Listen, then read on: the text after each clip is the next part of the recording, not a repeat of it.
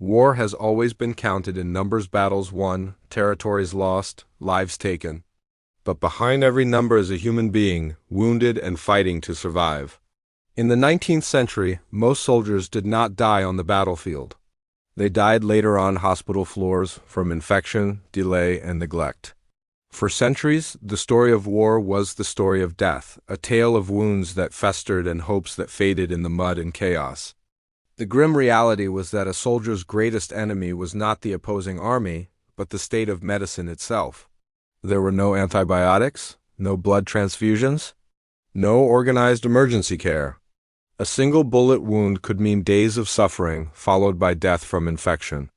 Amputation was often the only option, and even then, survival was uncertain. Surgeons worked with speed born of necessity, not precision. The operating theater was a place of screams, where the saw moved faster than the mind could register. In these field hospitals, often little more than dirty tents, the odds were stacked against the wounded. Survival was a matter of luck, a roll of the dice in a game where the house always seemed to win. The medical reality of war was one of organized despair.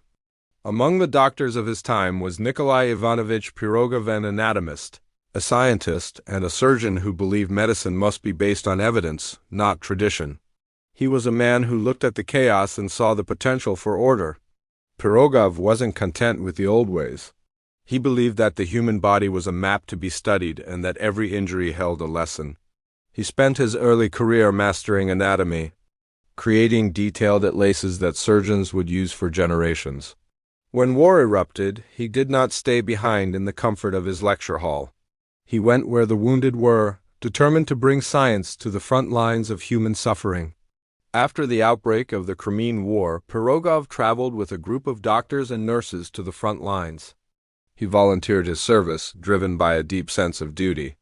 Soon, his skill and organizational genius were recognized, and he became chief surgeon of Sevastopol, a city under constant siege.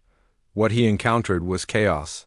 The fortress city was a vortex of destruction, bombarded day and night.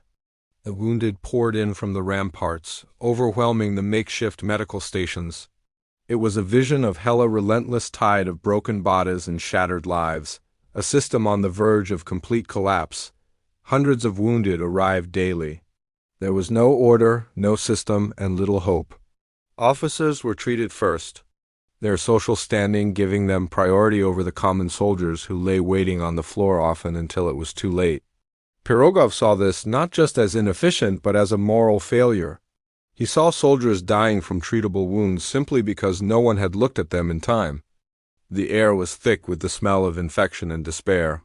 Doctors were exhausted, supplies were scarce, and the sheer scale of the suffering was crushing.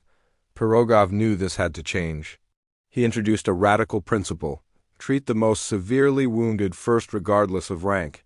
He sorted patients into groups: those who needed immediate surgery to live, those who could wait, and those with minor injuries. This system, now known as triage, saved countless lives. It was a revolution in medical thinking, shifting the focus from social status to medical urgency. At the same time, he championed the use of ether anesthesia. This allowed surgeons to operate with calm precision instead of frantic speed alone. For the first time, surgery could be a careful, methodical procedure, not a brutal race against pain and shock. Pirogov documented every injury and every outcome. He believed war surgery must be studied, improved, and taught. He created detailed records, sketching wounds and noting the results of different treatments. He insisted on cleanliness, ordering floors to be washed and bandages to be clean, ideas that were far ahead of their time, predating the widespread acceptance of germ theory. He established a clear structure for treatment, ensuring that every patient was carefully examined and their care was planned.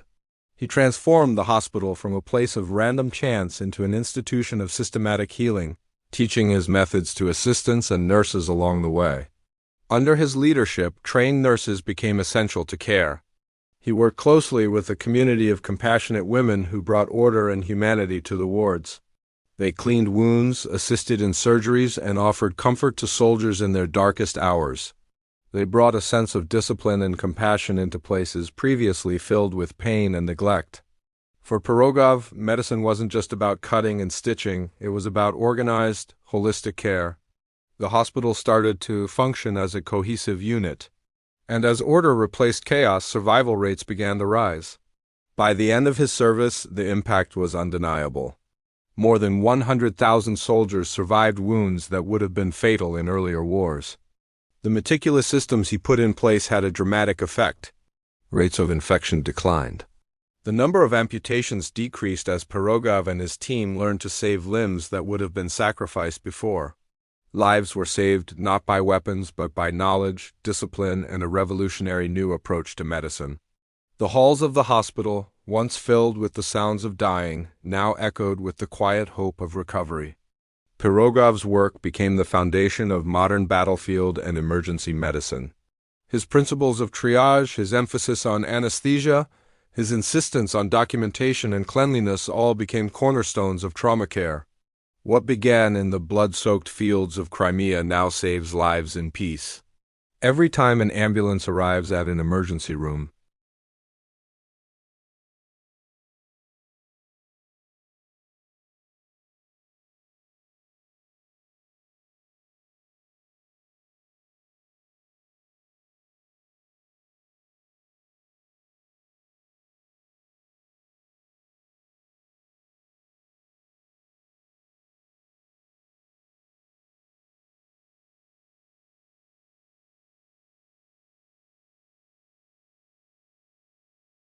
and in that battle, through science and compassion, he emerged victorious.